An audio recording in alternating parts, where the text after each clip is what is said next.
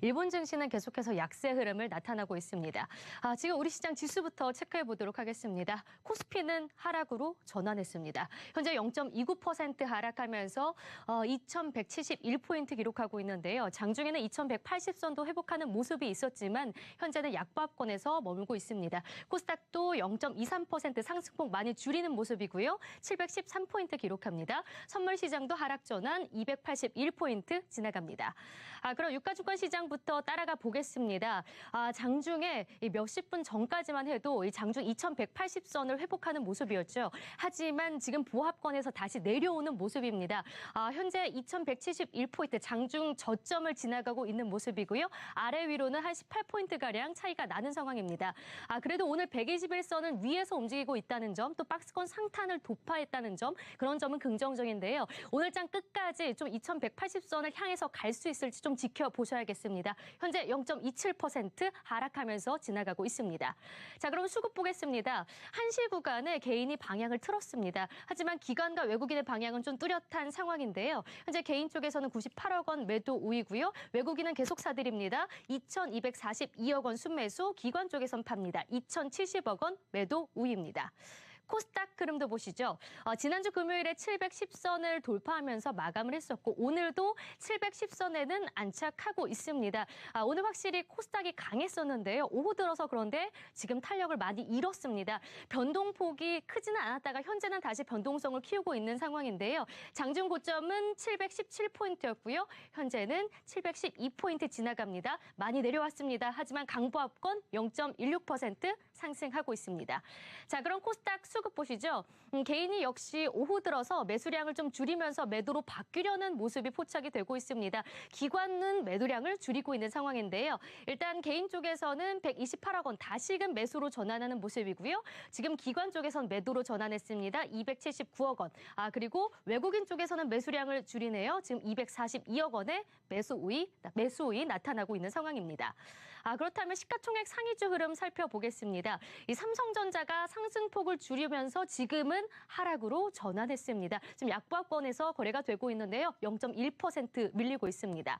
SK하이닉스도 낙폭을 더 키웁니다. 현재 4.28%, 4.15%까지 낙폭을 키우면서 지금 지수에도 큰 영향을 주고 있는 상황인데요. 기관의 매도가 계속해서 더 거세지고 있는 상황입니다. 장 마감까지 흐름 체크해 보셔야겠고요. 현대차도 2% 가까이 밀리고 있습니다.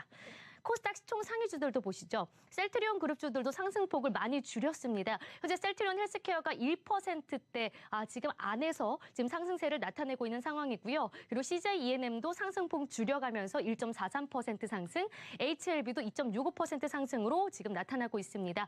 그리고 메디톡스와 포스코캠텍은 지금 1에서 1%가량 하락세 나타나고 있습니다. 다음 특징적인 종목 OLED주 한번 살펴보겠습니다. 오늘 그래도 반도체 장비 쪽이 오후 들어서 좀 탄력을 받았는데요. 특히나 이 OLED 디스플레이 쪽으로 매기가 확산이 되었습니다. AP 시스템은 계속 강세 이어갑니다. 7% 가까이 오르면서 26,150원에 거래되고요. 원익 IPS도 역시나 4%대 강세, 그리고 동아일텍도 3%대 상승 흐름 나타나고 있습니다.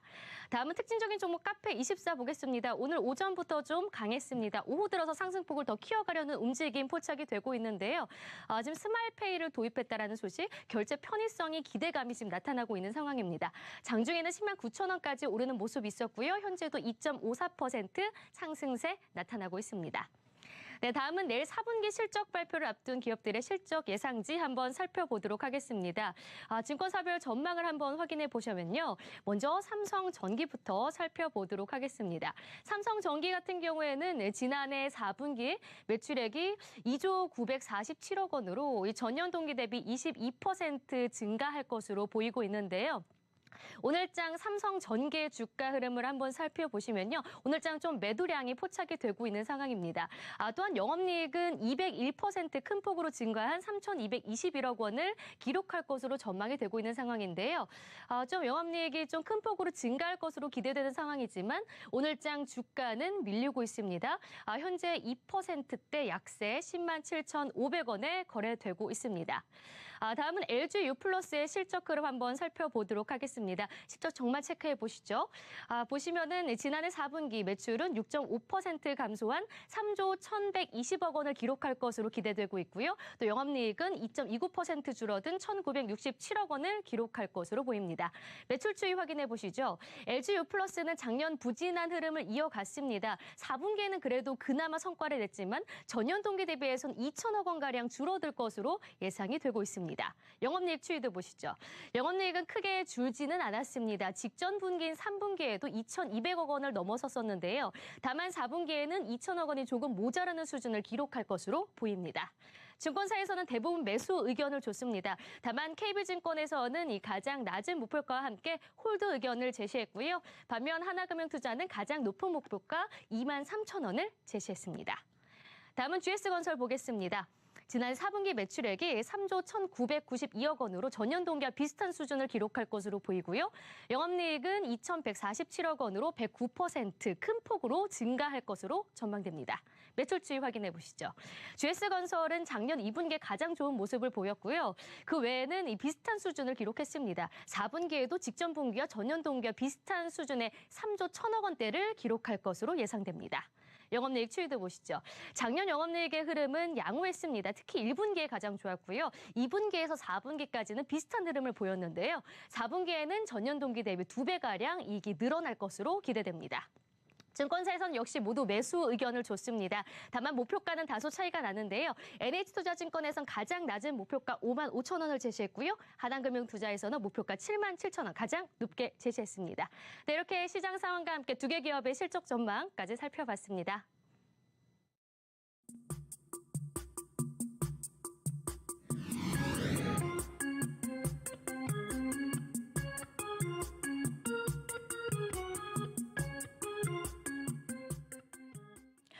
네, 세 종목에 대해서 3인 3색의 각기 다른 투자 의견 들어보겠습니다. 333 오후장 공략주 지금부터 함께 하시죠. 자, 유한타증권 금융센터 선능점 박준희 부장 전화 연결되어 있습니다. 안녕하세요.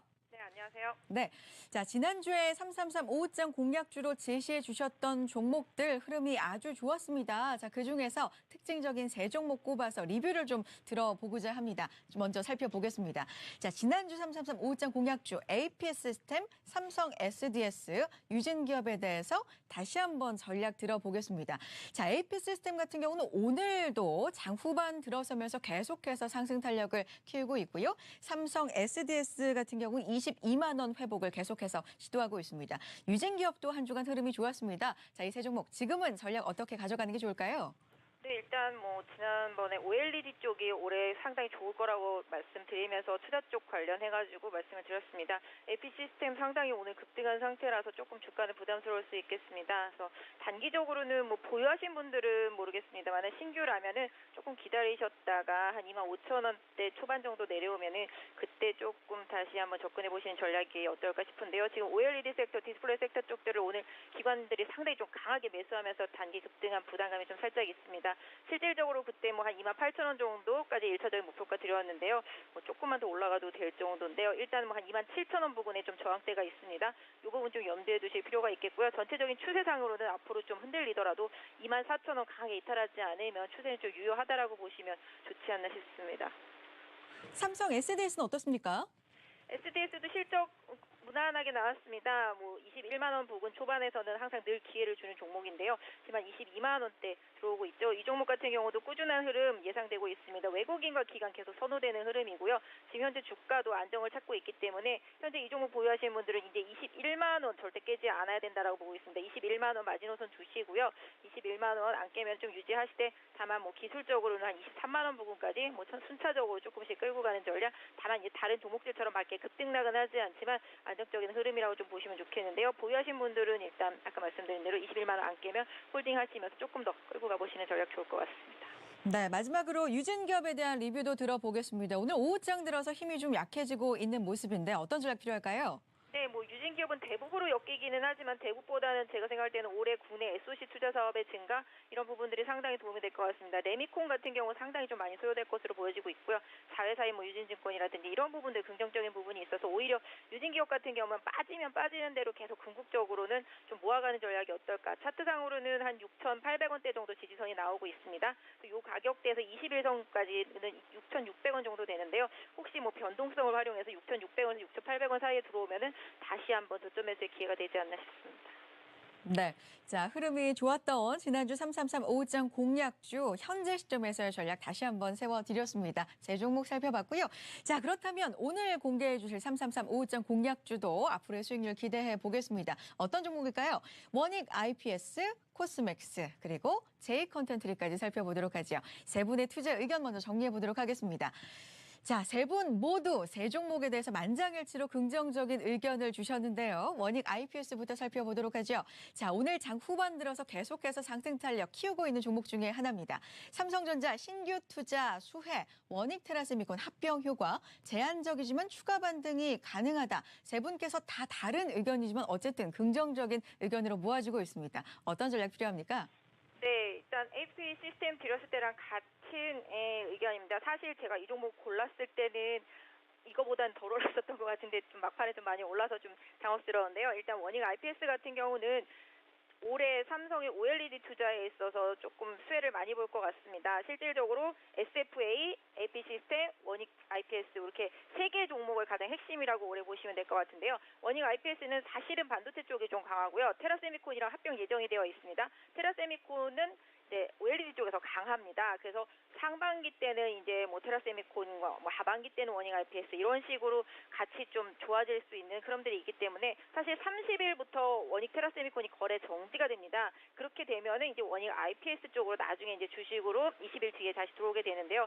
일단 둘이 합병이 되면 시너지가 상당히 좋을 것으로 보여지고 있습니다. 그래서 원익 IPS 같은 경우 올해 한 삼성 이제 신규 라인 투자하면 한 3천억 정도 수주 좀 예상이 되고 있는 상태라서 긍정적인 부분을 계속 볼 수 있지 않나 싶습니다. 그래서 일단 반도체가 있다라는 점이 약점일 수도 있겠습니다만은 거꾸로 테라세미콘 합병하는 부분이 또 강점이 될 수도 있다 싶습니다. 단기적으로 오늘 좀 많이 올라와서 좀 매물이 나오는 구간이죠. 여기 21,000원대 부근에서 여기 23,000원 부분까지 좀 매물이 있습니다. 이 부분은 좀 염두에 두실 필요는 있겠습니다만 오늘 좀 거래가 실리고 기관 투자자들이 상당히 좀 많이 매수를 해주고 있습니다. 역시 원익 IPS 같은 경우도 조정을 좀 노려보셨으면 좋겠습니다. 개인적으로 한 2만 원 정도대 이 종목이 매수 청구가가 22,200원이었었기 때문에 2만 원 초반대 정도 온다라면 매력적인 가격 될 수 있을 것 같습니다. 다만 단기 호흡보다는 중장기 호흡으로 길게 보시는 투자가 좀 필요한 종목입니다. 2만 원대 정도 조정 시에 매수로 접근하는 전략, 중장기적인 관점을 또 제시를 해주셨습니다. 원익 IPS 살펴봤고요. 자, 코스맥스로 가보도록 하죠. 글로벌 ODM 1위, 해외 법인 가동률의 상승, 실적 성장세 유지, 세 분 모두 긍정적인 의견을 주셨는데 오늘 주가 흐름은 그렇게 강하지 못하고요. 화장품주 전반 추세적으로 지속적으로 반등 흐름을 이어가지 못하는데 어떻게 보세요? 네, 화장품 섹터주들이 중저가 화장품들이 상당히 지금 부진합니다. 실질적으로 중국도 로컬 브랜드들이 많이 커 있고요.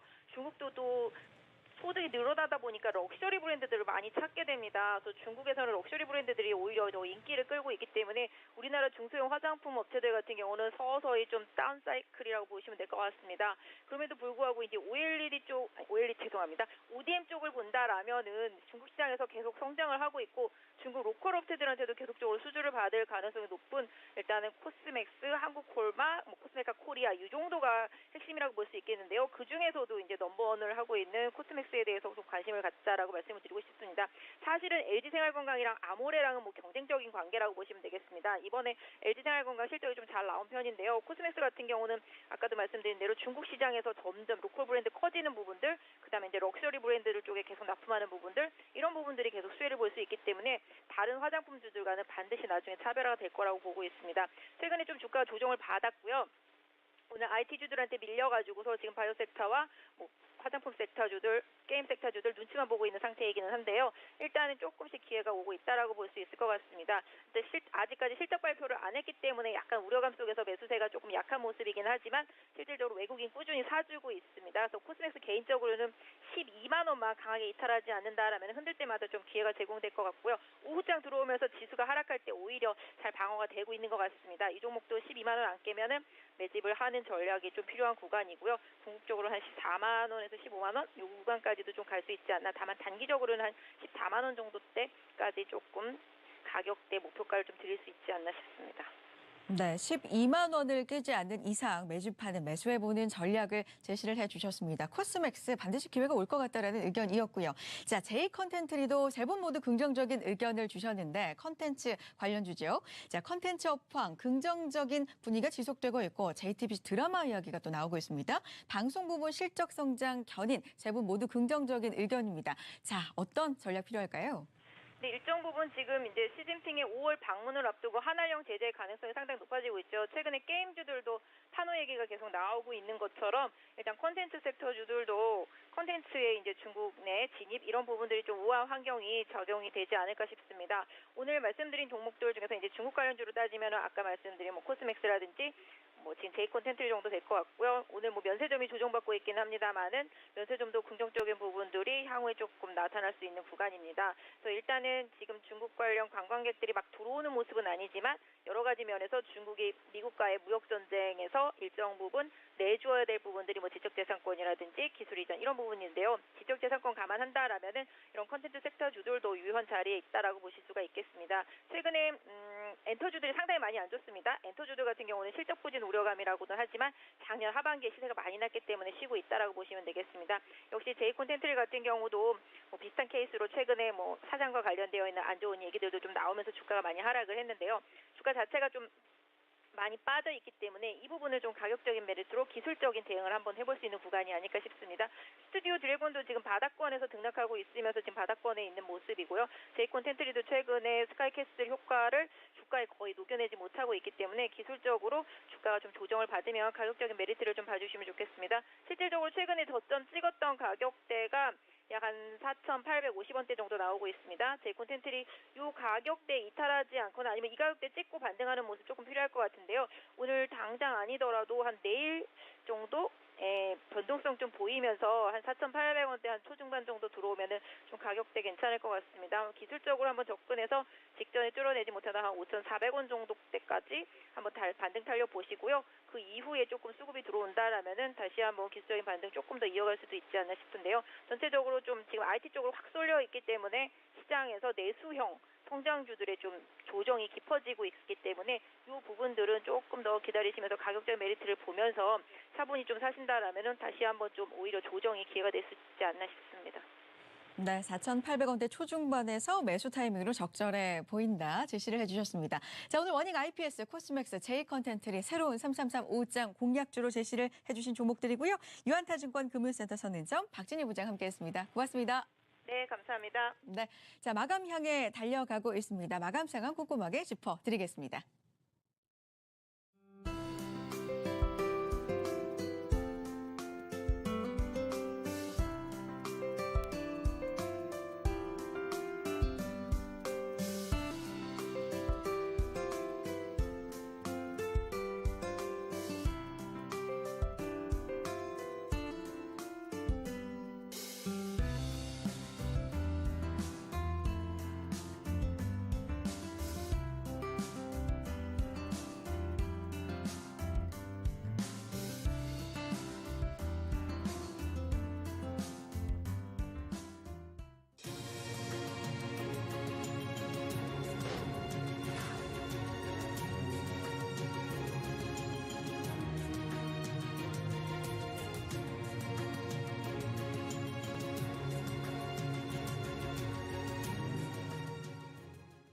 네, 1월의 마지막 주 월요일 시장은 마감을 향해서 달려가는데 장 후반 오늘은 변동성이 좀 있는 상황입니다. 끝날 때까지는 끝난 게 아니죠. 마감 상황 꼼꼼하게 짚어보고요. 전략 세워드립니다. 자, AR인베스트 하창봉 대표, 이베스트 투자증권 강보금융센터 송동현 FA 팀장 함께합니다. 어서 오세요. 안녕하십니까? 네. 자, 오늘 시장 마감 전에 점검이 필요한 특징 업종과 종목 이야기 나누어 보도록 하겠습니다. 자, 오늘 변동성이 좀 있는 상황에서 어떤 업종부터 볼까요? 네, 아무래도 뭐 조선주가 오늘 조금 장 초반에 그렇죠. 좀 많이 움직였습니다. 오늘 네. 장의 그 가장 뭐 특징이라면 사실 코스피 내에서는 딱히 뭐 어떤 섹터 이렇게 구분하기가 좀 쉽지 않았습니다. 근데 네. 이제 조선주가 그래도 이제 아침에 주말에 나왔던 호재성 뉴스죠. 그러다 보니까 좀 올랐는데 뭐 뉴스를 다시 한번 오늘 장중에 하루 종일 많이 좀 언급됐을 겁니다. 네네. 카타르가 실제적으로 이제 LNG 선이죠.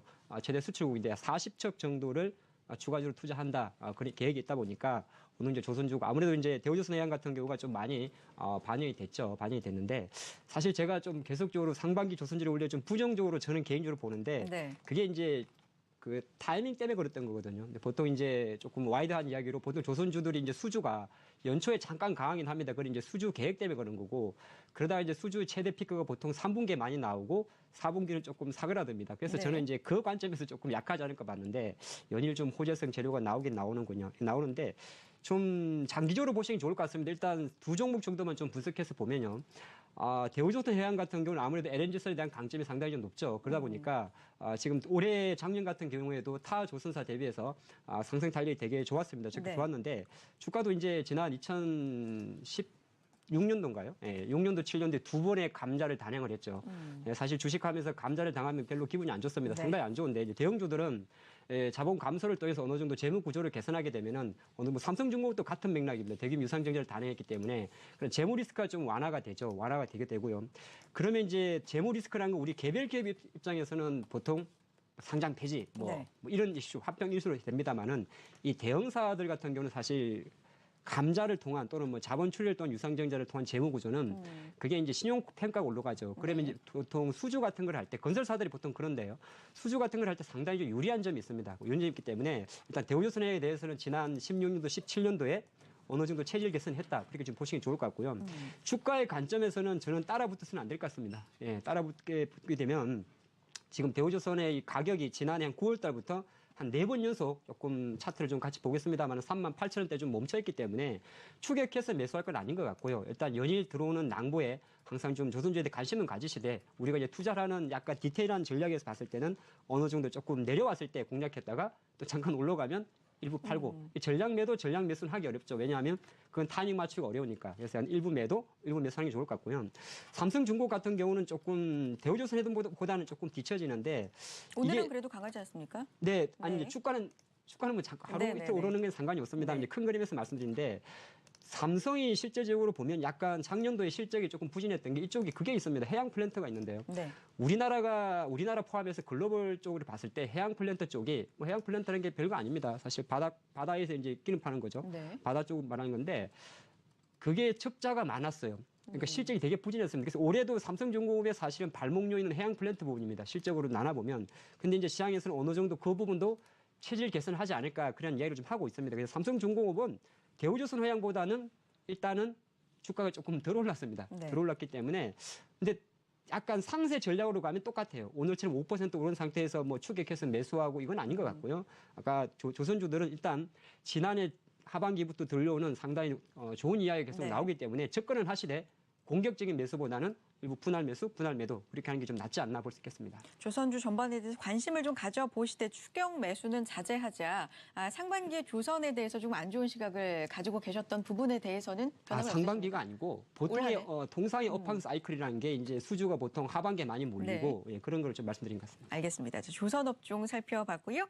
자, 송동현 팀장님과도 이야기를 좀 나눠보도록 하죠. 제약 관련주 오늘 아주 강하지는 않지만 그래도 업종지수 빨간불을 켜내고 있는 상황인데 어떤 부분 짚어볼까요? 네, 장초만 하더라도 이제 제약바이오 섹터가 흐름이 또 양호했습니다. 네. 하지만 이제 후반으로 갈수록 점차 좀 수급이 좀 빠져나가는 모습을 좀 보이면서 제약주의 흐름 자체도 조금씩 약화되는 흐름을 좀 보였는데요. 저는 일단은 지난주에도 말씀을 드린 부분이 있는데 일단 지수가 계속적으로 좀 상승을 해주고 있습니다. 네네. 그래서 박스권 하단 부분부터 상승 부분까지 올라오고 있는 상황이고 일단은 별로 조정 없이 일단 단기적으로 거의 V자 반등 형식으로 올라온 상황이기 때문에 지금 박스권 상단 부분에서 당연히 좀 매도세가 좀 나올 수밖에 없는 그런 상황으로 저는 인식을 하고 있습니다. 한마디로 이제 수급상의 어느 정도 박스권 상당 부분까지 왔기 때문에 네. 조정세가 나오는 그런 모습이 나오고 있다라고 보고 있는데 그리고 이제 제약바이오 섹터 코스닥 내에서는 제약바이오 섹터의 비중이 가장 크기 때문에 역시나 지수와 가장 관련이 있는 제약바이오 섹터 조정이 나오는 것으로 저는 일단 판단을 하고 있고요. 일단은 박스권 상단 부분에서 매물이 좀 출현되는 이유는 아직까지 불확실성이 완벽하게 해소되지 않았기 때문입니다. 지금 시장의 화두는 역시나 무역 분쟁에 대한 합의에 대한 가능성과 그리고 3월에 FOMC 회의에서 진짜 연준이 완화적인 태도를 취하느냐 이런 부분이 확정을 짓고 나서 시장이 수급이 본격적으로 개선될 것으로 저는 보고 있는 상황입니다. 그렇기 때문에 박스권 상단 부분까지 올라와서는 아무래도 조금 수급적인 부분들이 약화될 수밖에 없고 역시나 제약바이오 섹터가 가장 많은 비중을 차지해주고 있기 때문에 네. 그런 약한 흐름들이 나오고 있는 것으로 인식을 하시면 좋을 것 같고요. 셀트론 제약이라든지 지금 시가총액 2위에 상위하고 있는 셀트론 제약 역시도 장중에는 4, 5%까지 올랐다가 현재 1.14% 다시 조금 약보합에서 조금 올라온 상황이라 볼 수가 있겠고요. 그나마 이제 CMG 제약이 좀 강한 모습을 좀 보여주고 있습니다. 이제 중소형 그 바이오주 같은 경우도 박스권 하단 부분에 있다가 제약 바이오 섹터가 강하니까 순간적으로 좀 수급이 올라오는 그런 모습의 형태를 좀 띠고 있는 것으로 해석할 수 있겠습니다. 알겠습니다. 제약바이오 업종까지 살펴봤습니다. 하창봉 대표님, 자 앞서서 코스피 쪽에서는 뭐 이렇다 할 업종을 고르기가 오늘은 좀 시장 흐름이 그렇다고 네. 하셨는데 저도 쭉 봤는데요. 그래도 통신업종 특징적으로 좀 일제히 오르고 있는 모습인데 이건 좀 어떻게 해석을 해봐야 될까요? 제가 찾을 게 없어가 통신주 가져왔습니다. 진짜 오늘 장이 진짜 그렇습니다. 사실 네. 뭐 아침에 오전장이면 삼성전자만 좀 올랐다가 다른 종목들은 빠졌다는 이야기가 아니라 이제 우리가 보통 묶어서 올라가는 건 많은데 지금 장은 이제 묶어서 올라가지는 않기 때문에 좀 살펴봤는데 통신주도 올랐죠. 예, SK텔레콤이 1%면 좀 많이 오른 겁니다. 사실 1월 달에 보통 통신주들은 이제 작년 같은 경우는 거의 연중 많이 언급이 됐습니다만은 이제 통상적인 흐름에서 봤을 때는 또 1월 달도 통신주는 많이 언급이 안 되는 섹터 중에 하나입니다. 그게 이제 왜 그러냐면 통신주도 또 대표적인 고배당주기 때문이죠. 네. 배당주기 때문에 언급이 안 되는데 올해는 이제 계속 좀 언급이 되면 통신주에 나오는 그 마켓 키워드는 거의 대동소이합니다. 5G. 예, 네. 그렇게 되고요. 제가 알기로 이번 주에 SK텔레콤과 LG유플러스가 실적 발표 예상되는데요. 통신사들의 4분기 실적은 별로 기대치가 높지 않습니다. 실제적으로 이제 우리가 가입자당 평균 매출이라고 이야기하는 APRU가 감소를 하는데 신한금융투자 자료를 봤더니 SK텔레콤이 대략 2,700억 정도, KT가 대략 1,700억 정도, LG유플러스도 한 1,700억 정도 전망을 하는데 이 정도 수치는 이제 예상치보다 조금 하향하는 수치입니다. 근데 이제 보통 이번 주 계속 이제 활발한 실적 시즌이 맞긴 맞습니다만은 4분기 실적에 대해서는 그렇게 신경을 안 쓰는 게 좋습니다. 보통 이제 4분기는 일정 부분 변동성도 좀 있고요. 또 지난해 우리나라 4분기 증시가 좋지 않았기 때문에 대부분의 종목들이 오히려 부진한 실적에도 불구하고 네. 기저효과, 주식에서 제일 말하기 좋은 게 기저효과입니다. 네네. 뭔가 실적이 안 좋게 나왔는데 주가가 오르는 걸 말하는 거거든요. 아니면은 반대로 작년에 안 좋았기 때문에 올해는 작년보다는 덜 하지 않겠냐. 그걸 보통 기저효과를 하는데 기저효과에 대한 기대감이 있고요. 가장 결정적으로는 그럽니다. 이 5G에 대해서 말이 많습니다. 어떤 사람들은 10배, 100배가 빨라졌을 경우에 과연 우리가 그걸 가지고 뭘 하겠느냐. 근데 그거는 스마트폰으로만 보면은 솔직히 거기에 저도 똑같은 동의를 해요. 네네. 지금 스마트폰에서 만약에 영화 다운로드 뭐 속도 이런 거 10배, 100배 빨라져도 우리의 이제 눈은 맞춰 있습니다. 근데 5G는 단순하게 스마트폰에 축소된 게 아니고 뭐 자율주행차라든지 4차 산업혁명과 연관이 되기 때문에 상당히 큰 산업입니다. 그렇게 좀 포커스를 맞추는 게 좋을 것 같고요. 근데 중요한 게는 통신사가 당연히 속도가 올라가게 되면 요금을 올립니다. 예, 그러한 기대감이 좀 남아있겠죠. 네. 이게 뭐 예전에 보면 3G에서 4G로 넘어갈 때 4G에서 또 이렇게 넘어올 때 계속적으로 이 가격을 올리기 때문에 가격 올린다고 할 때는 이 가입자당 매출액이 조금 증가할 수밖에 없죠. 네. 그에 대한 기대감이 남아 있고요.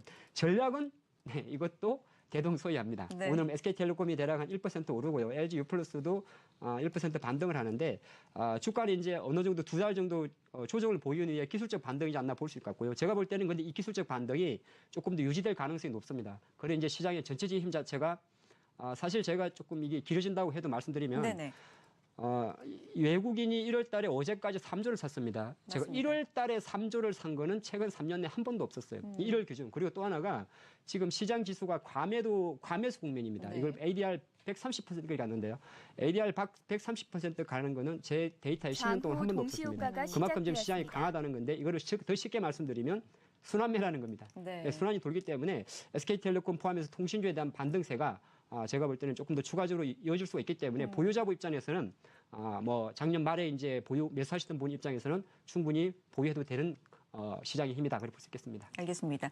맞습니다. 1월 들어서 뭐 단 4거래일 빼고 코스피 시장에서 외국인 매수세가 들어오고 있는 이런 시장 상황 속에서 통신 관련주는 반등 흐름을 좀 더 이어갈 수 있을 것 같다라는 의견 자세하게 좀 들어봤습니다. 자, 오늘 검색어 상위 종목 중에 네이처셀이 계속해서 또 올라오고 있는 상황인데 급등을 하다가 지금은 상승 탄력이 다소 좀 약해지고 있는 상황인데 그래도 13% 빨간불을 켜고 있습니다. 짚어봐야 되겠죠. 네. 네. 네이처셀이 이제 음식료 담배 섹터에 이제 소속이 돼 있습니다. 코스닥에. 일단은 뭐 완전 상위 섹터는 아니지만 이제 음식료 담배 섹터 역시 1.04%로 코스닥 내에서 좀 강한 흐름을 좀 보여주고 있고요. 그 안에서 이제 네이처셀이 가장 높은 상승률과 그리고 시총 비중도 가장 큽니다. 그래서 좀 눈에 띌 수밖에 없는데요. 우선은 전반적으로 이제 개별적인 이슈들 이런 부분들이 현재 코스닥 내에서 상승한 흐름들이 좀 나와주고 있다라고 보시면 좋을 것 같습니다. 뭐 어떤 섹터가 전반적으로 상승하는 것이 아니고 개별적인 이슈가 있는 종목에 그런 개별적인 수급들이 좀 들어가는 것으로 판단하시면 좋을 것 같은데 네. 일단은 네이처셀 같은 경우는 한국에서는 그렇게 좀 여러 가지 제약들이 많죠. 실험을 한다든지 여러 가지 조금 이제 제약이 많은 것에 비해서 일본에서 굉장히 또 많은 실험들이 이루어지고 있고요. 특히 네이처셀 같은 경우 일본에 진출해서 네. 계속 그런 실험들을 하고 있어서 NK 면역세포 요법 추가 승인 소식에 대한 급등세가 나오고 있는 것으로 일단 해석하시면 좋을 것 같고요. 또 하나 간단하게 좀 보여야 될 그 종목은 뉴트리 바이오텍입니다. 네. 뉴트리 바이오텍 역시도 좀 중국 법인에서의 외형 성장 등이 힘입어서 이제 좀 상승을 해주고 있다라고 보면 좋을 것 같습니다. 알겠습니다. 네이처셀, 뉴트리, 바이오텍까지 살펴봤습니다. 자, 대표님께서 계속해서 오늘 시장 특징이 뭐 가져올 만한 업종이 없었다 말씀해 주시고 있는데 마지막 업종은 그래서 뭘 가져오셨어요? 백화점주가 조금씩 이제 네. 움직입니다. 오늘 보면 이제 다 오른 거 아닙니다. 현대백화점하고 유통주 쪽에서 이제 현대백화점하고 롯데하이마트인데요. 네. 백화점주는 현대백화점만 말씀드리면 될 것 같습니다. 오늘 뭐 같이 롯데쇼핑 신세계 같이 오른 게 아니기 때문에 현대백화점은 사실 그 실적은 사실 백화점이기 때문에 그렇게 좋지는 그러니까 획기적으로 증가하지는 않습니다. 이게 지금 보면 3년 제자리입니다. 2016년도 대략 3,800억, 작년도에 3,900억, 올해는 아마 누적이 2,580억이기 때문에 4분기 아무리 열심히 팔아도 아마 작년 수준이 안 될 겁니다. 그래서 이제 주가 많이 빠졌는데 실제적으로 현대백화점은 이제 압구정 본점하고 압구정이 아니구나. 본점하고 네. 판교점하고 네. 이쪽은 다 잘 나갑니다. 킨텍스점도. 근데 이제 일부 매장에서 사실 이렇다 실적을 좀 보여주지 못하다 보니까 어느 정도 좀 멈춰 있는데 거의 다 또 똑같아요. 최근에 이제 지난주에 잠깐 면세점주 화장품주 움직인 것처럼 유통주들도 어느 정도 또 봄철 세일이라든지 설날 특수를 노린 어떤 반등이 좀 진행된다 그렇게 보면서 현대백화점은 좀 길쭉 반등으로 보시는 게 좋다 그런 말씀 드리겠고요. 네. 하이마트까지만 보겠습니다. 하이마트는 오늘 제가 볼 때는 이거는 현재 수준에서는 충분히 반등이 좀 다른 종목보다 강할 수 있습니다. 하이마트는 네. 원래 좀 장기적 관점으로 보셔야 되는데 제가 오랜만에 봤더니 지난해 하반기에 많이 빠졌군요. 좀 많이 내렸는데 근데 이거는 지난 4분기 같은 경우는 일시적인 실적이었다는 이야기 좀 많습니다. 그게 왜 그랬냐면 하이마트가 3분기하고 4분기에 2, 3분기에 너무 잘 팔렸습니다. 보통 여기는 이제 가전이잖아요. 네. 여름철이 성수기 때문에 2분기 때 잘 나옵니다. 그래서 지금 지난 겨울에는 사실 하이마트에서 뭐 날로 사지는 않을 거 아닙니까? 네. 실질적으로. 그래서 약간 좀 빠졌는데 이 또한 지금 증권사에서 바라보는 실적 추정치는 좀 낮습니다. 하지만 저는 이 실제 기저효과 측면에서는 뭐 다시 이제 서서히 봄철 여름이 오기 때문에 현재 5만 원대 수준에서는 어느 정도 계속 반등을 시도할 것이다 볼 수 있겠습니다. 알겠습니다. 자, 백화점, 유통 관련주, 현대백화점, 롯데하이마트 살펴봤습니다. 짧게 이 부분도 좀 짚어보겠습니다. 오늘 현대모비스가 강한 가운데 자동차 부품주도 전체적으로 좀 움직이고 있는 상황인데 뭐 상한가 지금 진입하고 있는 종목도 보이고요. 짧게 좀 짚어볼까요? 네, 일단은 운송장비 부품주도 잠깐 보신다면 네. 그 안에서 가장 눈에 띄는 이제 종목은 바로 우수 AMS라고 네. 볼 수가 있겠습니다. 이제 오늘 상한가를 기록하고 있는데요. 네. 일단 우수 AMS는 이제 수소차, 전기차 관련된 그런 종목에 또 속해 있으면서도 금일 상한가가 나온 이유는 바로 이제 M&A 이슈에 따른 급등세라고 좀 보시면 좋을 것 네. 같습니다. 일단 체제 주주가 다른 파트너사에 넘어감으로써 이런 M&A 관련된 종목들이 또 급등세가 잘 나오는 그런 좀 특징이 있기도 합니다. 그런 연유 때문에 또 수소 수소 전기차 테마도 있고요. 그리고 최대주주에 대한 그런 매각 이슈도 있기 때문에 우수 AMS가 장 종료 금일 5분 상한가 전입니다. 나왔다라고 이해를 하시면 좋을 것 같고요. 이제 HLB 간단하게 좀 볼게요. HLB 여전히 이제 바이오 이제 종목이지만 여전히 이제 운송 장비 섹터에 속해 있습니다. 금일 또 바이오 종목이 강한 흐름이 나와주고 있기 때문에 그 안에서 HLB가 상승 흐름이 나와주고 있다라고 이해를 하시면 좋을 것 같습니다. 알겠습니다. 자, 이렇게 특징 업종들 모두 살펴봤습니다. 마감을 5분 정도 남겨두고 양시장 동시효과 상황 좀 보도록 하겠습니다. 오늘 장 후반 변동성 좀 있다고 말씀을 드렸습니다. 코스피 0.05% 강보합까지 지금 상승 탄력이 많이 줄어든 상황이고요. 코스닥 0.43% 빨간불을 켜고 있는데요. 코스피 먼저 대표님 살펴봐 주시죠. 네, 오후장 사실 2시 넘어들어서 약간 시장이 출렁거리긴 했습니다. 네. 일단 하이닉스, 삼성전자부터 보도록 하죠. 삼성전자는 이제 45,000원까지 올라옵니다. 거의 뭐 외국인의 러브콜을 좀 받고 있는 대표적인 종목이다 보시면 좋을 것 같습니다. 뭐 외국인의 3조 원의 매수 중에서 실제적으로 한 40%에 달하는 1조 5천억 이상이 삼성전자에 국한되기 때문에 뽑히기 때문에 뭐 삼성전자 같은 경우는 일단 우리가 전망을 해서 어느까지 갈 것이다 또 이런 걸 전망하기보다는 뭐 외국인의 매수가 들어온 한 그 중심 삼성전자 있기 때문에 계속 보시면 좋을 것 같고요. 네. 하이닉스가 오늘 갑자기 사실 좀 많이 빠졌습니다. 네. 한 2시 정도로 제가 추정이 되는데요. 아침부터 조금 밀다가 2시부터 빨았는데 일단은 외국인 매도가 많지는 않은데 일부 외국계 창구를 좀 추정이 됩니다. UBS 창구를 통해 가지고 상당히 좀 많은 한 60만 주 이상의 어떤 매도 물량이 좀 나왔고요.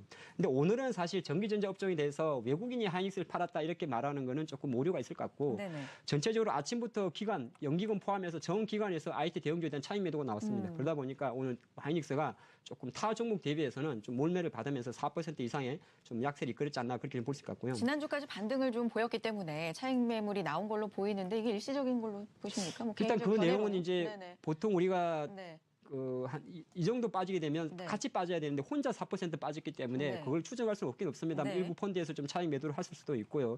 연속성에 대해서는 일단 삼성전자랑 같이 종료 빠졌다면 3분 전입니다. 반도체 전 종목에 대한 매도다 이렇게 좀 해석할 수 있는데 또 반대로 코스닥에 있는 IT 반도체들이 견조했기 때문에 약간 하이닉스에 국한된 차익 매도성 물질이 좀 크지 않나 그렇게 보고요. 네. 보유자 입장에서는 뭐 당연히 보유하는 게 맞지 않나 그렇게 봅니다. 이게 바닥에서 10%, 20% 강하게 올라왔던 종목들은 이게 개별 급등주가 아니기 때문에 네. 1차 조정에서 섣불리 주식을 매도하기보다는 조금 지켜보는 전략이 좀 낫다 그런 말씀 드리겠고요. 현대차는 이제 조금 늘어지죠. 늘어질 수밖에 없습니다. 현대차가 제가 현대차를 싫어하는 게 아니라 실적은 거짓말을 하지 않습니다. 네. 실제로 현대차의 어떤 4분기 부진한 실적 자체가 일단은 주가를 좀 발목을 잡을 수 있는 요인이죠. 그래서 중장기적인 그림으로는 뭐 수수자 관련 모멘텀을 이어갈 수 있습니다만은 반면에 모비스 강하죠? 지금 그렇죠. 지금 보여주는 모비스는 다른 재료가 있을 네. 것 같은데 제가 확인을 못했습니다만은 다른 재료 좀 있을 것 같고요.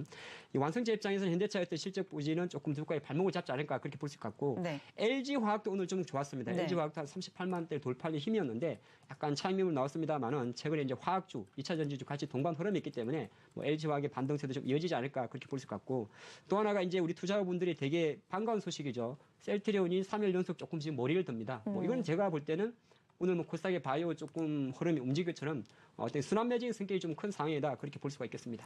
알겠습니다. 자, 코스피 상황 살펴봤고요. 코스닥으로 가보겠습니다. 코스피에 비해서 오늘 상대적으로 상승 탄력이 괜찮았는데 역시나 지금까지도 상승 탄력은 코스피에 비해서는 괜찮지만 그래도 많이 밀려 있는 상황입니다. 상황 짚어볼까요? 네, 제가 앞서 말씀드린 관점과 비슷하다 볼 수가 있겠습니다. 계속적으로 지수 하단 부분부터 계속 이제 올라왔기 때문에 물론 이제 지수 하단 부분에서는 지금의 어떤 대내적인 여건들이 좀 개선되기도 하고 있고요. 그리고 워낙 코스피가 싸기 때문에 외국인들의 매수가 당연히 저가권에서는 들어올 수밖에 없고, 근데 이제 매수가 계속적으로 이어지다 보니까 이제 역시 상단 부분에서 앞서 말씀드린 것처럼 아직 불확실성이라든지 이런 부분들이 아직 해소가 되지 않았기 때문에 네. 조금의 어떤 매물들이 장 좀 나오고 종료 있는 1분 것으로 전입니다. 보고 있겠고요. 물론 지금 여기에서 계속적인 뭐 추가적인 또 V자 하락이 나올 것이냐 그렇게는 보지 않습니다. 네. 그래서 적당한 조정이 좀 나오다가 다시 한번 시장은 좀 상승으로 이어질 것으로 저는 판단을 하고 있는데 하여튼 이런 부분에서는 좀 매수세가 좀 약한 그런 흐름들이 나오고 있는 것으로 일단 해석하시면 좋을 것 같습니다. 네.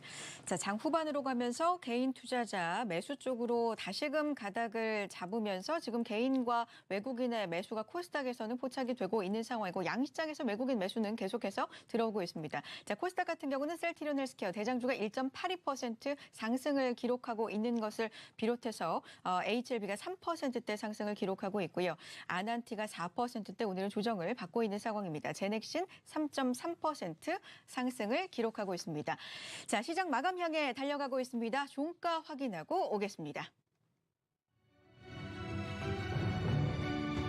정비장이 종료됐습니다.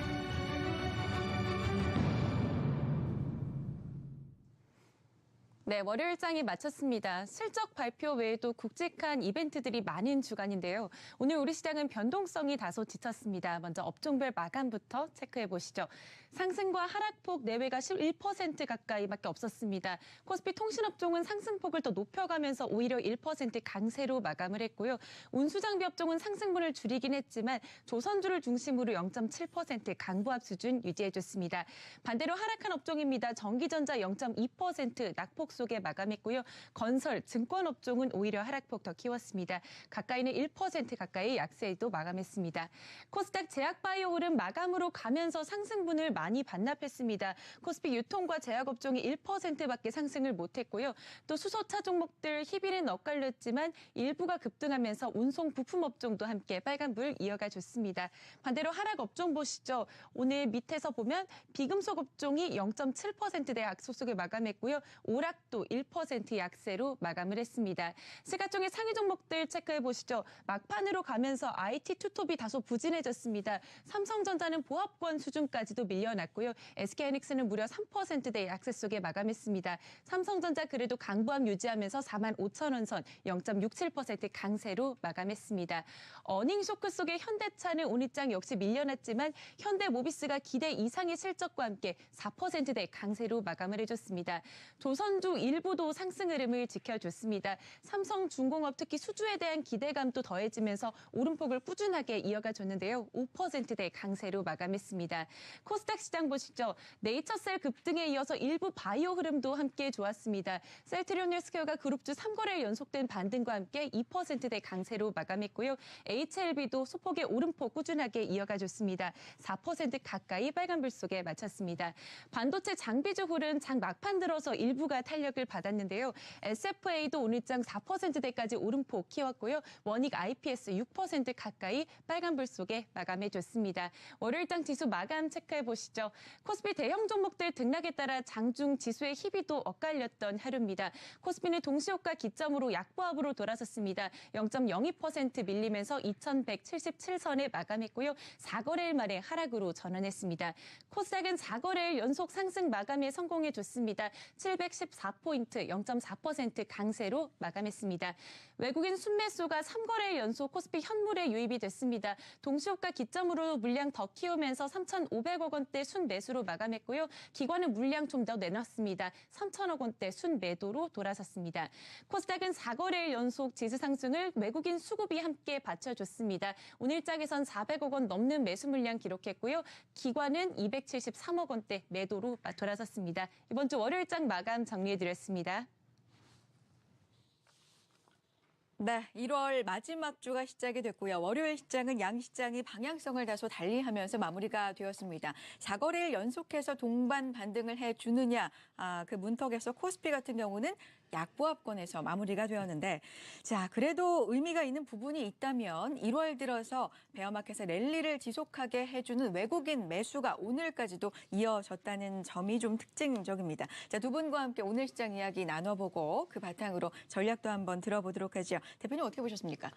네, 오늘 장에 대해서 이제 어느 정도 역시나 명절 앞두고 장이 좀 빠지는 건가, 네. 아니면 이제 장이 좀 올라서 빠지는 건가 이렇게 볼 수 있는데, 사실 주말에 나왔던 이제 트럼프 대통령의 일시적인 셧다운 해제 자체는 사실 어떻게 호재와 악재가 좀 공존하는 재료입니다. 그렇기 때문에 이제 어느 정도 우리나라 기준으로는 사실 크게 영향이 없고, 제가 볼 때 미국장 기준으로 이제 금요일날 좀 올랐습니다만 여전히 이제 그거는 가져가는 거고요. 가장 포인트는 이번 주에 있을 이제 류호 부총리와의 일단 비중 무역 협상에 네. 대한 고위급 회담이죠. 여기에서 어느 정도 이제 가시권이 나올까? 그게 이제 31일 정도니까 아마 우리는 이제 주 후반을 갔을 때 어느 정도 그렇죠. 결정이 나오는데, 그 전에 이제 일시적으로 약간 눈치 보기 자료가 좀 순구리가 나왔지 않나 볼 수 같고요. 또 하나가 지난 금요일날 사실 파생 상품에서 콜옵션의 평균 가격이 하루 만에 300%, 500% 급등했었습니다. 그 말 자체는 실제적으로 장이 지난 금요일날 너무 오버슈팅이 났던 네. 거죠. 그래서 오버슈팅에 따른 자연스러운 어떤 숨고르기다 그렇게 평가할 수 있을 것 같고요. 우리가 너무 이제 자고 일어나면 상승하는데 익숙해 있다 보니까 여러분들의 마음이 조금 불안할 수 있긴 있습니다만은 정확한 고점 시그널이 나오기 전까지 굳이 내가 고점을 예단할 필요는 없다 그런 말씀드리는데 중요한 거는 일단 삼성전자가 장을 주도한다는 겁니다. 삼성전자가 장을 주도하는 거를 조금 더 편하게 이야기 드리면 외국인이 장을 주도한다는 겁니다. 그래서 오늘 물론 이제 기관의 매도로 열심히 나와가지고 일부 좀 빠진 종목이 많긴 많습니다만은 외국인의 매수에 계속 힘을 좀 실어두면서 어느 정도 조정은 오더라도 좀 얕을 것이다. 예, 그렇게 보는 것이 좀 낫지 않나 볼 수 있겠습니다. 계속됐던 반등에 따른 자연스러운 조정이다. 그런데 조정치고는 굉장히 견조하게 그래도 움직인 거 아닙니까? 어떻게 보세요? 네, 사실 아까 조금 전에 말씀드린 네. 마찬가지로 오늘 제가 이제 장중에 느꼈던 네. 약간의 심리가 물론 이제 오른 종목도 있습니다. 네. 바이오도 올랐고 뭐 디스플레이 쪽이 좀 많이 올랐는데 이제 계속 오르다 보니까 팔짱만 끼고 있던 투자가들이 이제 들어올까 말까 하다가 또 불안한 그런 네. 장을 보여줬는데 어떻게 보면 시장이 계속 올라갈 수 있는 장은 아니긴 아니죠. 네네. 그냥 많이 올라온 것도 없잖아 있긴 있는데 그걸 반대로 해석하게 되면 그만큼 강하게 올라왔다는 겁니다. 강하게 올라오게 되면은 차익 매물이 뭐 한 이틀 정도 만약에 한 3% 종목 기준으로 한 3% 네. 5% 빠지고 나면 그때는 맞아요. 근데 그게 아직 그런 상황이 아니기 때문에 여전히 약간이면 눌린 공략이라는 순환 매다 이런 포인트로 접근하는 것이 낫다 볼 수 있겠습니다. 알겠습니다. 자, 하창봉 대표님의 시장에 대한 의견이었고요. 송동현 팀장님께서 오늘 시장 어떻게 보셨습니까? 네. 우선은 앞서 계속 반복된 얘기를 하게 되는데요. 네. 우선은 코스피가 계속적으로 이제 올라오면서 오늘 종가 같은 경우는 이제 음봉으로 일단 마감을 했습니다. 계속적으로 이제 두 가지의 어떤 강한 이슈가 남아 있다라고 말씀드렸습니다. 일단은 미국과 중국 간의 무역 분쟁에 대한 합의에 대한 네. 부분이 가장 중요하겠고요.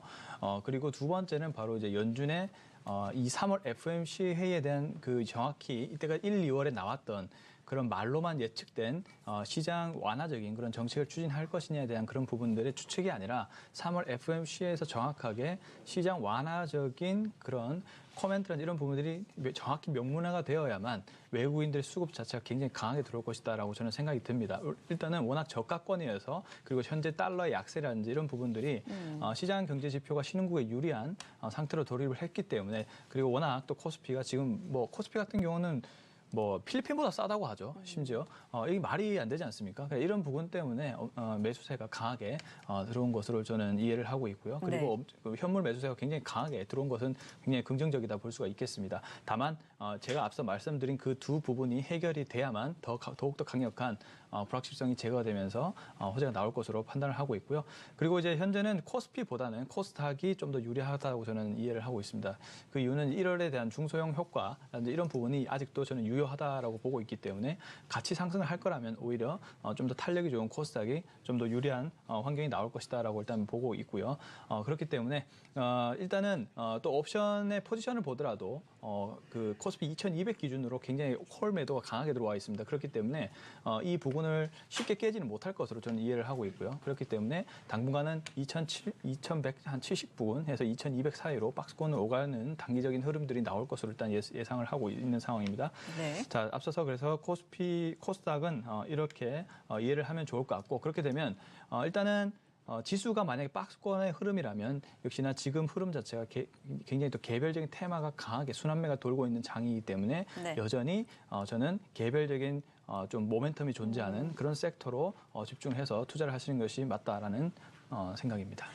뭐 오늘 두 분뿐만 아니라 계속해서 시장 함께 하시면서 반복적으로 들으셨던 내용일 겁니다. 1월 말로 예정이 된 지금 1월의 마지막 주가 월요일이 시작이 된 시점이기 때문에 미중 무역 분쟁 합의 일정 그리고 FOMC 이야기를 계속적으로 들으셨을 거고요. 다음 주면은 우리 시장 같은 경우는 또 휴장을 며칠 하기 때문에 그에 맞는 전략이 또 필요해 보입니다. 자, 그렇다면 어떤 종목들에 좀 관심을 가져봐야 되는 종목 이야기로 범위 좀 좁혀 보겠습니다. 대표님. 네, 아까도 말씀드렸지만은 뭐 순환 장세라고 이야기하면은 사실은 약간 오래 갔던 종목의 어떤 반등이 좋을 것 같습니다. 네. 그래서 이제 오늘 이제 말씀드릴 좀 SKC 코롱 PI인데요. 물론 이제 많이 언급이 되는 종목입니다. 맞습니다. 오늘 마침도 실적 발표했죠. 기사는 사상 최대의 기사라고 나왔습니다만 이거는 전체 연간이고요. 사실 연간 기준으로는 맞습니다. 605억 했으니까. 근데 오늘 이게 저도 예전에 IRD를 잠깐 해봤는데 네. 똑같이 말을 할 때 굳이 4분기는 안 좋았습니다 말할 필요 없거든요. 근데 사실 연간 405억이면 그 전에 530억이기 때문에 사상 최대가 맞습니다. 그런데 중요한 거는 우리가 잊어서는 안 되는 거는 지난 4분기는 사실은 80억입니다. 80억이니까 상당히 4분기는 부진했던 거죠. 네. 근데 왜 그래서 실제적으로 SKC 코룸 피아에 대해서 기관들의 의견이 약간 분분합니다. 일단 안 좋게 보는 쪽은 저도 약간 반반이에요. 갑자기 추천드리면서 네네. 언급드리면서 이런 말씀 드리면 안 되는데 왜 안 되는 건 아니죠. 우리가 리스크에 대해서는 항상 말씀을 드려야 되기 때문에 그래서 어떤 의견이세요? 일단은 반반이면? 매수 의견이 네. 맞긴 맞는데 네. 4분기 실적에 대해서 그러니까 실적이 당장 돌아갈 가능성이 조금 낮습니다. 아, 그 이유는 뭐냐면 네. 첫 번째 1, 2월 달에 청설을 단행하는데 7공장 청설이 들어가요. 그럼 이 청설이 완공되는데 최소한 하반기에부터 완료가 됩니다. 그래서 좋게 보는 쪽은 청설 효과로 대해서 실적이 좋아진다 보는 거고 그래서 연간 기준으로는 좋아질 건데 단기적으로 1분기에 갑자기 좋아질 가능성이 조금 낮습니다. 그거는 미리 포인트를 좀 잡으시고요. 그래서 중장기적으로 접근하기보다는 어느 정도 하반기에 갔을 때 좀 본격 탄력이 받을 것 같고 또 하나가 2월 말에 나올 삼성의 새로운 폴더폰이 어느 정도 사실 중국 폰은 지금 시장에 대해서 별로 신뢰를 못 줬지 않습니까? 네. 못 준 상태에서 삼성의 폴더폰이 어느 정도 시장에서 호응하는지도 최대 포인트가 될 것 같습니다. 그래서 그 관점에서 지금은 기술적 반등을 노리는 접근이 좋다. 좀 그렇게 볼 수 있을 것 같고 그렇기 때문에 좀 짧게 보셔야 될 것 같아요. 손절 라인은 대략 31,000원, 목표가는 한 4만 원 정도인데 아마 4만 원을 터치하는 거는 제가 볼 때는 당장 잠깐 추천하면서 좀 이따 그러면 안 되는데 얼추 아마 2월 달이 되는 게 좀 가능성이 많습니다. 네. 그렇기 때문에 오늘 좀 3.8% 올랐기 때문에 추격 매수할 거 없이 내일 만약에 한 여기서 2, 3% 이상 조정을 보일 때 조금 분할 매수를 했다가 네. 2월 중하순으로 노려봄이 좀 좋아 보입니다. 말씀드리겠습니다. 일단 증설 효과가 있을 것이라고는 확신을 하시지만 그게 당장 효과가 나타날 건 네. 아니고요. 하반기 쪽으로 좀 보고 계시고 특히나 삼성의 폴더블 폰을 시장에서 어떻게 받아들일지 그 부분이 또 관전 포인트가 될 것 같다라는 말씀까지 해주시면서 목표가와 손절 가격 제시를 해주셨고요. SKC 코롱 PI였습니다. 송동현 팀장님 종목 어떤 종목 보고 계세요? 네. 제가 앞서 말씀드렸다시피 지금 장세는 어떤 지수 관련된 종목을 노려도 뭐 수익률은 낼 수는 있겠지만 더 큰 수익률을 극대화하기 위해서는 좀 테마가 있는 그런 종목을 좀 필요하다라고 말씀드렸는데 그 중에서도 좀 우량한 그리고 저는 남북 경협 이주에 대한 그런 관심이 점차적으로 증가를 할 것으로 좀 보입니다. 지금 지수가 올라갔기 때문에 경협주 대표적으로 이제 볼 수 있는 현대 엘리베이가 좀 쉬어가는 흐름이 보여주고 있지만 그래도 거래량을 줄이면서 현재 종목이 무너지지 않고 있기 때문에 지금 지수가 조금 더 쉬어가는 흐름으로 나온다면 다시 한번 북미 정상회담에 대한 기대감과 더불어서 현대 관련된 주식들이 좀 흐름이 좋아질 것으로 좀 보고 있는데요. 그 중에서도 공략 종목이 현대 건설입니다. 건설이요. 네, 왜냐하면 이제 현대 건설 역시도 경협주에 대한 그런 기대감들이 역시나 묻어 있는 그런 종목이기도 하고요. 네. 실제로 또 19년도에 어떤 주택 공급량에 대한 확대 그리고 대형 SOC 투자에 대한 확대가 계속적으로 이어지고 있습니다. GTX, ABC 라인에 대한 착공이라든지 그리고 현재의 어떤 유가 수준이 53달러 정도 되는데 WTI 기준 53달러 정도 되는데 저는 이 부분보다는 높아질 것으로 보고 있기 때문에 해외 수주 물론 잘 나올 수도 있고 안 나올 수도 있는데 제가 봤을 때 유가가 지금보다는 높아진다고 봤을 때는 해외 수주에 대한 가능성도 충분히 더 점쳐볼 수 있다라고 저는 보고 있습니다. 근데 그리고 최근에 발표된 실적은 좀 안 그렇죠. 좋잖아요. 이 실적이 나오는 동시에 네. 좀 주가가 무너졌지만 다시 네. 기관이 수급이 들어오면서 올해의 어떤 기조 효과를 다시 좀 보이는 그런 현상을 보였기 때문에 네. 현대건설도 지금 차트 흐름도 나쁘지도 않고요. 그렇기 때문에 저는 약간 19년도 끝까지 하반기까지 보는 전략을 해서 현대건설을 한번 보시면 좋을 것 같고 네. 목표 주가를 한 7만 5천 원 부근을 잡고요. 손절가를 5만 9,500원 잡고 대응을 해보도록 하겠습니다. 알겠습니다. 자, 두 분의 공약 종목 SKC 코롱 PI 현대건설 두 종목에 대한 분석 자세하게 들어봤습니다. 자, 오늘 시장 종목 마감 전략부터 내일 시장 이야기까지 함께했는데요. AR 인베스트 하창봉 대표, 이베스트 투자증권 강북금융센터 송동현 FA 팀장 함께했습니다. 고맙습니다.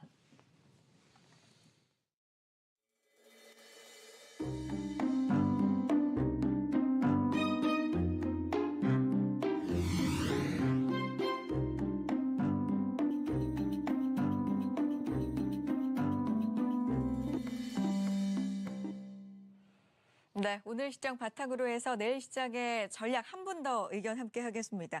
유진투자증권 잠실지점 우원명 부장 전화 연결되어 있습니다. 안녕하세요. 예, 안녕하십니까. 네. 선물 자, 옵션 이번 주 장 시장을 종료 1분 시작을 전입니다. 하면서 사실 지난주에 반등 흐름이 역력하기도 했고 많이 올라주기도 했고요. 또 연휴를 앞두고 있는 주이기 때문에 좀 흔들리지 않을까라는 생각하신 분들도 많으실 것 같은데 일단 오늘 시장 그럼 어떻게 보셨습니까?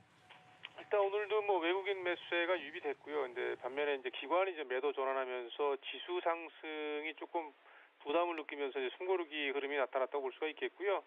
경기 전망 관련해서는 사실 뭐 올해 이렇게 좋지 않을 거다, 약세일 거다라는 그런 흐름에는 변화가 없지만 또 한편으로는 이제 급격하게 경기가 하락할 거에 대한 우려감도 상당히 적죠. 그러다 보니까 이런 환경 흐름 속에서 이를테면 미국 쪽에서의 어떤 금리 인상 속도 조절이나 중간중간에 나오는 지표들 보시면은 미 고용 시장이나 이제 평균 임금이 이제 계속 좀 올라가면서 소비 심리가 상당히 이제 견조하게 유지가 되는 흐름들, 이런 부분들이 이제 미국 시장에 긍정적인 영향을 미치는 그런 흐름, 이런 것들이 국내 시장에도 영향을 준다고 판단이 되고요. 사실 뭐 미중 무역 갈등 완화 여부는 조금 더 확인이 선물 옵션 필요한 거래가 사안이라고 종료됐습니다. 판단이 됩니다. 내부적으로 이제 IT 대형 기술주들이 어쨌든 뭐 시세 버팀목 역할을 좀 해주는 그런 역할을 해줬는데요. 어쨌든 투자 심리 자체는 전체적으로 이제 아직까지는 비교적 안정적인 흐름을 유지한다, 이렇게 판단해 볼 수가 있겠고요.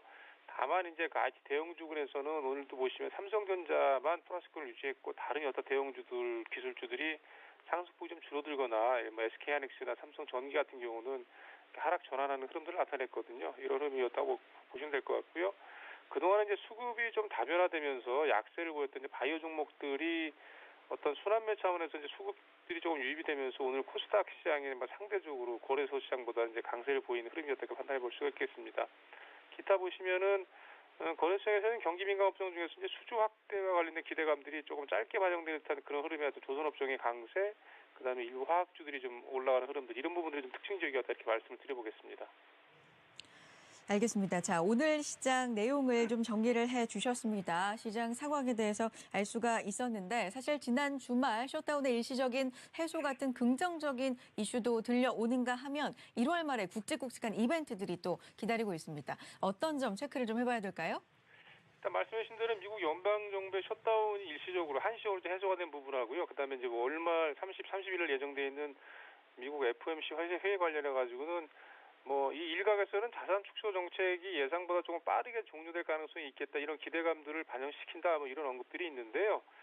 일단 연방정부 셧다운 관련해서는 뭐 그것 때문에 주가가 빠지질 않았죠. 그러니까 영향이 뭐 한시적으로 해소가 됐다라서 뭐 주식시장 영향은 거의 없는 걸로 판단이 되고요. 다만 미 연준의 자산 축소 정책이 조기 종료될 가능성에 대한 부분들 같은 경우는 이런 식의 기대감이 혹시나 지금 올라온 부분에 좀 반영이 됐다라 친다면, 이게 만약에 조기 종료가 안 될 경우 내지는 확인이 안 될 경우에는 실망 매물로 나올 가능성이 충분히 있는 사안, 그런 재료로 판단이 되기 때문에 그런 부분을 좀 가능성이 좀 있다라는 부분을 좀 감안하시는 게 맞다고 판단이 되고요. 시장 흐름으로 봐서는 이제 IT 대형주들이 조정을 받을 경우에 시장이 전체적으로 투자 심리가 좀 약세로 전환되면서 조정을 받을 거냐, 아니면 그런 상황이라도 아직